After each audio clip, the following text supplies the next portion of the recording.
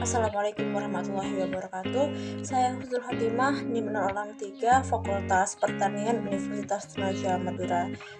Pada artikel atau penelitian ini berangkat dari pentingnya akreditasi sekolah sebagai tolak ukur mutu pendidikan yang mencakup 8 standar nasional pendidikan atau SNP.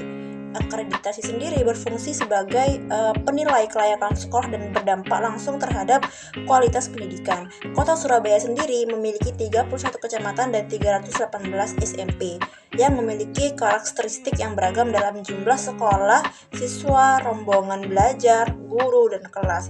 Nah, fenomena ini yang mendorong perlunya kajian mengenai keterkaitan faktor-faktor tersebut terhadap status akreditasi SMP agar dapat diketahui variabel mana sih yang paling mempengaruhi kualitas pendidikan.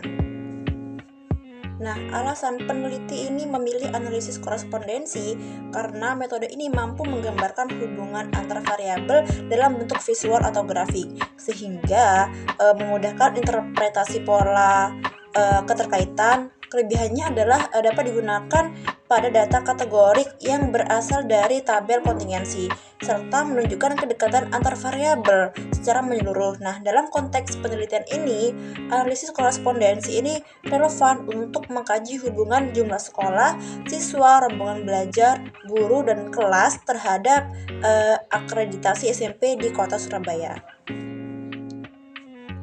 Metode yang digunakan ini menggunakan data sekunder ya dari Dapodi Kemendikbud tahun akademik genap 2023 atau 2024. Nah, variabel yang dianalisis ini ada 6 variabel. Variabel pertama ini status akreditasi, yang kedua jumlah sekolah, yang ketiga jumlah siswa, dan keempat rombongan belajar, guru, dan kelas. Masing-masing memiliki kategorinya masing-masing. Nah, kategori tersebut ini ditetapkan menggunakan aturan Sturges data, kemudian disajikan dalam tabel kontingensi yang menjadi dasar analisis chi-square dan analisis korespondensi yang akan dicari pada penelitian nantinya. Selanjutnya kita akan melihat hasil perhitungan dari tabel yang ada pada artikel ini. Nah, pada tabel 3 uji chi-square dapat dilihat apakah variabel-variabel tersebut menerima atau menolak HA. Variabel dari tabel dapat kita lihat dari jumlah siswa hingga jumlah kelas, nilai p-value semua kurang dari 0,05, sehingga dapat disimpulkan bahwa variabel-variabel tersebut menerima HA dan menolak H0. Pada tabel 7, di variabel jumlah siswa dapat kita lihat kategori cukup ini cenderung berada pada siswa dengan rentan 1000 hingga 2000, dan kategori 2 atau baik ini cenderung berada pada jumlah siswa 2001 hingga 4000, sedangkan kategori sangat baik ini berada di rentan siswa lebih dari 4000. Selanjutnya kita akan melihat hasil analisis dari artikel ini sendiri. Hasil analisis korespondensi dari artikel tersebut menunjukkan chi-square menunjukkan seluruh variabel ini memiliki hubungan yang signifikan dengan akreditasi. Kenapa? Karena p-value-nya ini lebih kecil dari 0,5. Nah, analisis korelasi memperlihatkan bahwa variabel jumlah siswa, rombongan belajar, dan jumlah kelas ini memiliki korelasi paling kuat dengan akreditasi SMP.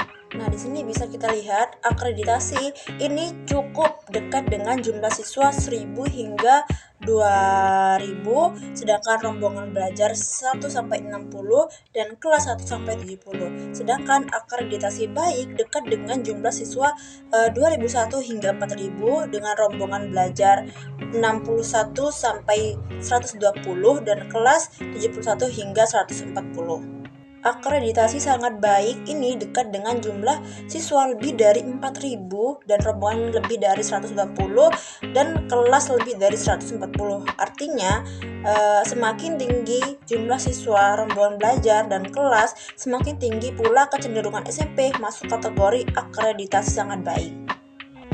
Artikel ini memiliki kelebihan yang sangat bagus.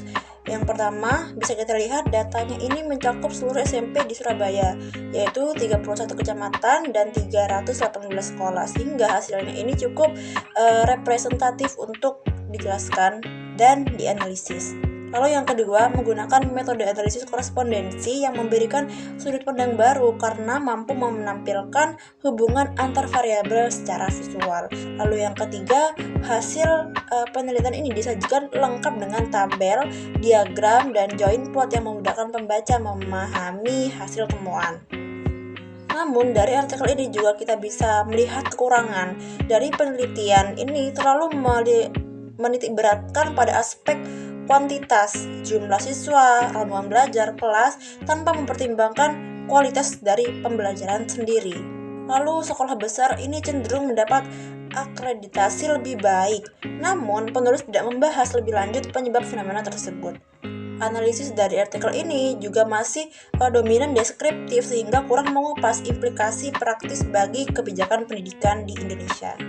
Adapun saran bagi penelitian selanjutnya yaitu perlu ditambahkan indikator kualitatif, misalnya kompetisi guru dan mutu sarana prasarana agar analisis lebih komprehensif. Penelitian juga dapat diperluas dengan membandingkan kota besar lain untuk melihat apakah polanya ini sama.